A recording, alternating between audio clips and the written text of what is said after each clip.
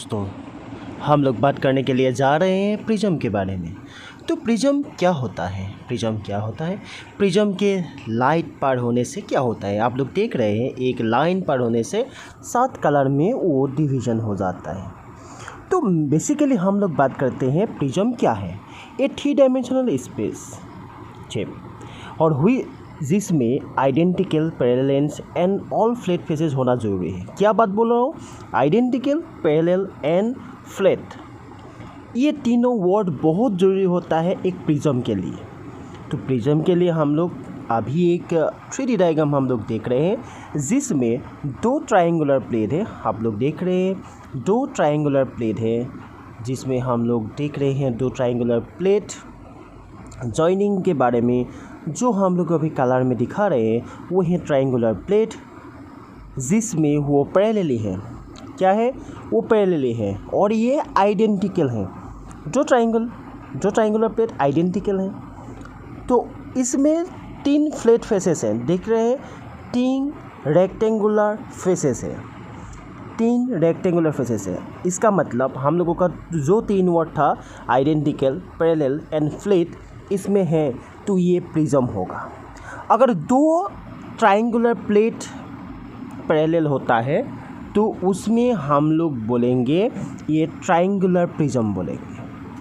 और triangular prism में क्या होगा? 3 रेक्टेंगुलर फेसेस होगा, तो इसको ट्रायंगुलर प्रिज्म बोलते हैं। तो आगे चलते हैं, हम लोग देखेंगे जिसमें 2 रेक्टेंगुलर एंड्स पैरेलल है। इसमें 4 रेक्टेंगुलर फ्लैट फेसेस है।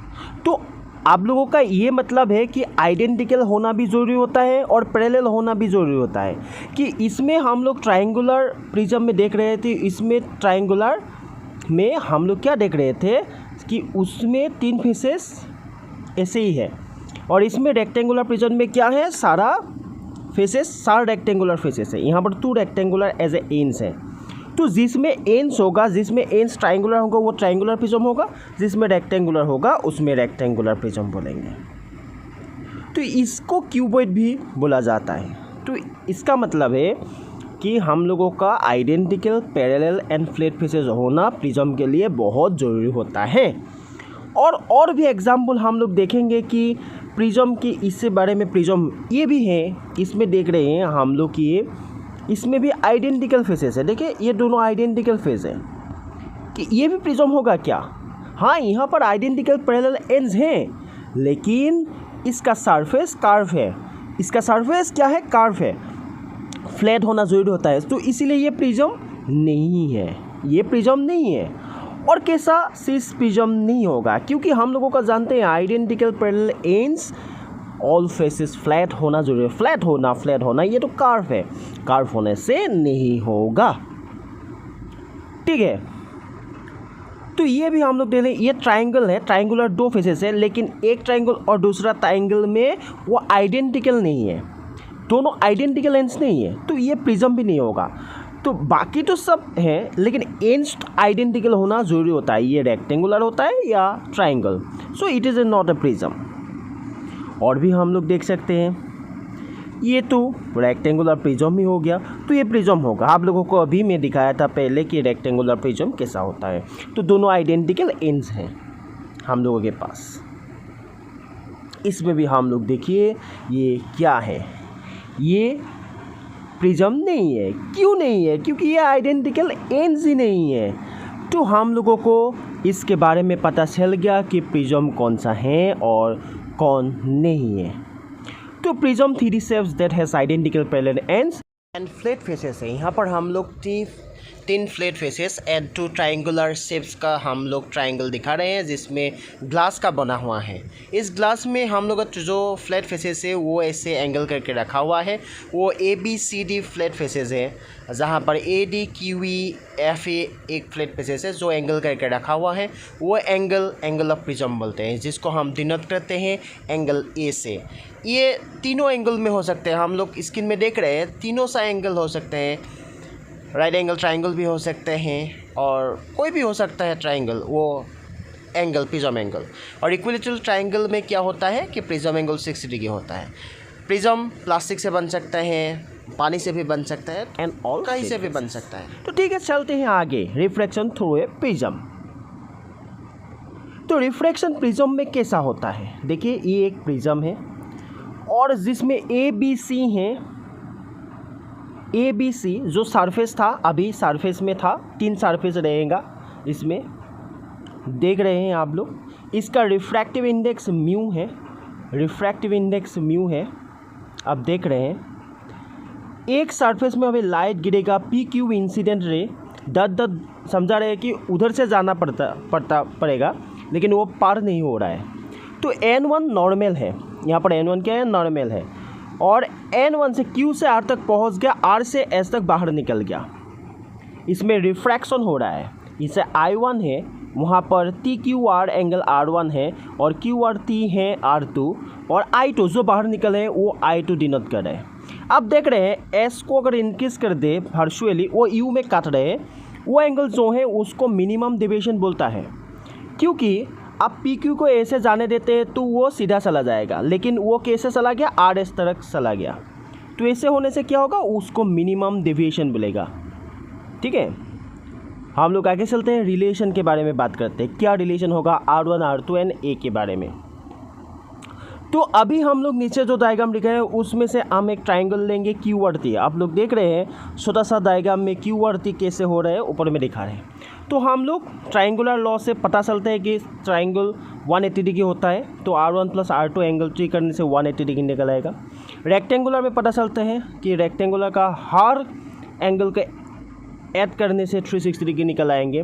तो वो 360 डिग्री हम लोगों ने लिख लिया। तो 360 लिखने के बाद हम लोगों को angle T 180 degree minus A मिला, तो इक्वेशन 1 एंड इक्वेशन 2 मिला। उसको अगर सब्स्टिट्यूट कर देते हैं इक्वेशन 2 in 1, तो हम लोगों को मिलेगा R1 plus R2 plus 180 degree minus A equal 180 degree. आप लोग देख रहे हैं साइड के डायग्राम में और नीचे भी डायग्राम हम लोग दिखा रहे हैं। इक्वेशन नंबर 3 दे दो, 180 cancel out, R1 plus R2 equal A। Here A is the prism angle, ये याद रखना, A is the prism angle. अभी हम लोग जा रहे हैं relation between I1 I2 A and D, I1 I2 A and D। तो इसमें हम लोगों को क्या पता चल रहा है?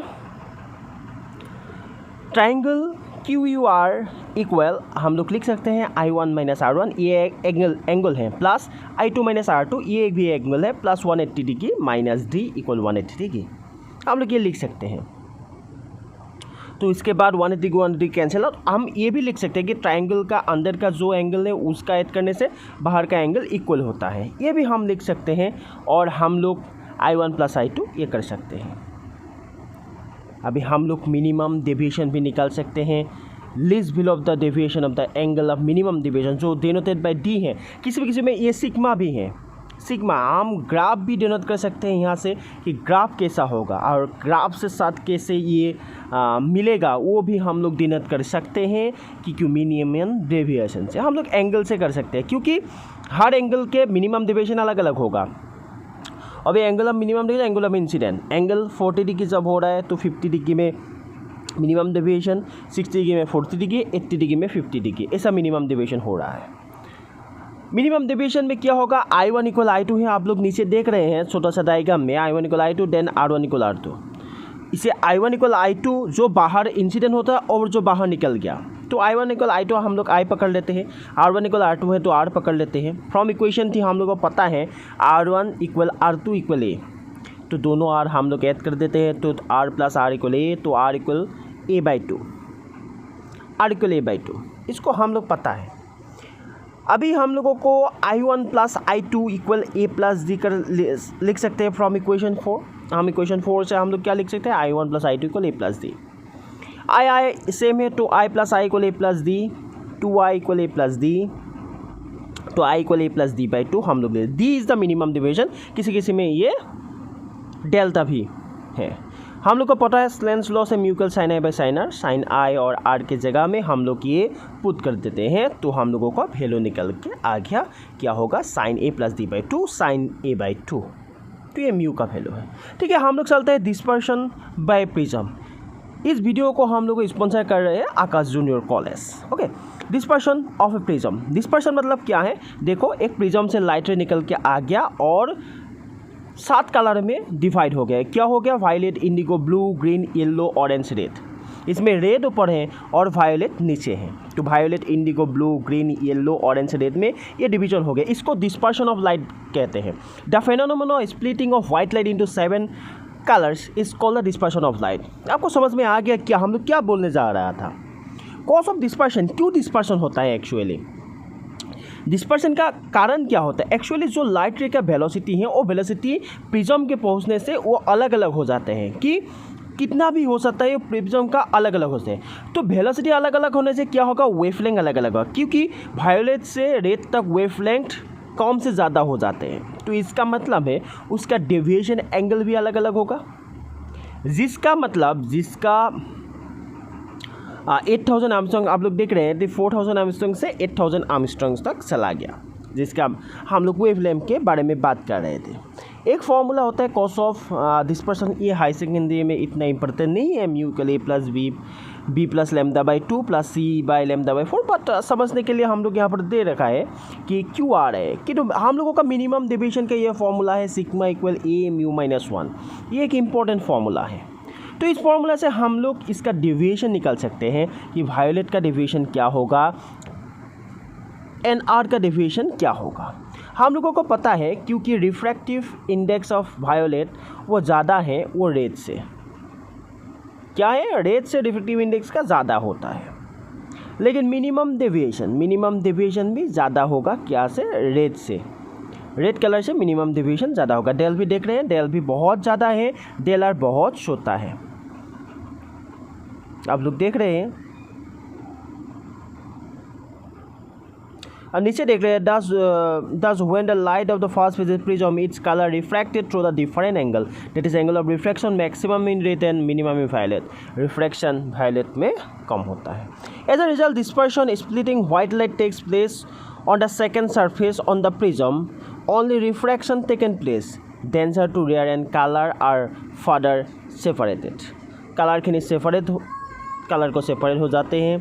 कलर वायलेट से रेड तक एंड वाइट तक भी जाते हैं। ऊपर वाइट मिलेगा क्योंकि डिस्टर्बेंस तो होगा, थोड़ा सा नॉइज़ भी होगा, लाइट का नॉइज़ रहेगा, क्योंकि प्योर वाइट लाइट हम लोगों को नहीं मिलते। तो जो एंगुलर डिस्पर्शन होगा वो एंगुलर डिस्पर्शन होगा प्रिज्म की वजह से।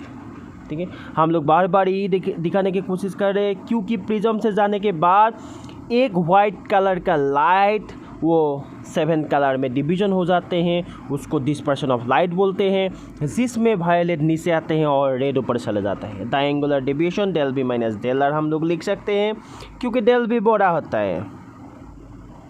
A angle of the prism हम लोग सबको पता है, हम लोग आगे भी इसको बारे में बात करके आए हैं। Mu are refractive index of the prism material and the red color, refractive index of the prism material for violet color।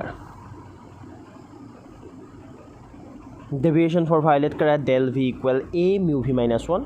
हम एक का डेविएशन निकाल सकते हैं कैसे? डेल ए म्यू माइनस 1 था, अभी वायलेट के लिए del V equal A mu V minus 1। और deviation of the red colour हम लोग del R A mu R minus 1 लिख सकते हैं। तो हम लोग देख रहे हैं एंगुलर डिस्पर्शन के बारे में। तो एंगुलर डिस्पर्शन हम लोग del V minus del R अगर कर देते हैं तो हम लोगों के पास निकल के आएगा क्या? A mu V minus mu R, A into A whole into mu V minus mu R हम लोगों के पास रहेगा। आप लोगों को पता है।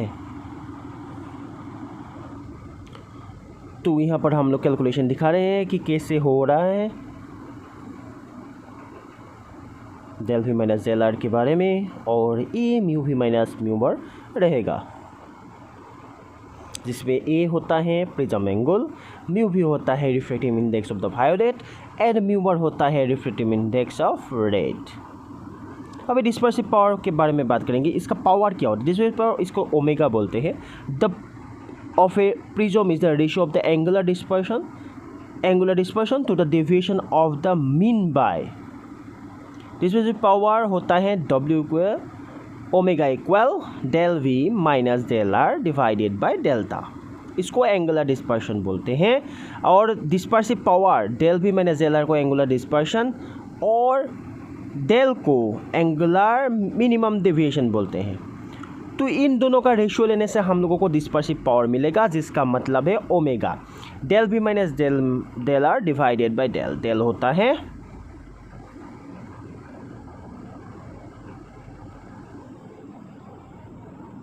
हम लोग डायग्राम में देख सकते हैं कि कैसे हो रहा है डेल V और डेल R के बारे में। और डेल क्या होता है, तो del V minus del R equal A mu V minus mu R and delta equal A mu minus 1। तो डिस्पर्सिव पावर फिर से हम लोगों को मिल गया। अगर डिस्पर्सिव पावर को हम लोग और भी ज़्यादा कैलकुलेशन करें तो कैसे मिलेगा वो हम लोग राइट स्क्रीन में दिखा रहे हैं। तो कैसा मिलना सही है और कैसा होगा, तो ऐसा भी हम लोग कैलकुलेशन में यूज़ कर सकते हैं। तो omega equal mu V minus mu R और mu minus 1। Dispersive power omega eight prism depends only on the nature of the material of the prism. इसका मतलब हो गया कि प्रिज्म का मटेरियल कैसा होगा उसका ऊपर डिपेंड करेगा डिस्पर्सिव पावर। तो ठीक है, बहुत कुछ बारे में हम लोग को पता चला। तो आज के लिए चलते हैं। तो थैंक यू।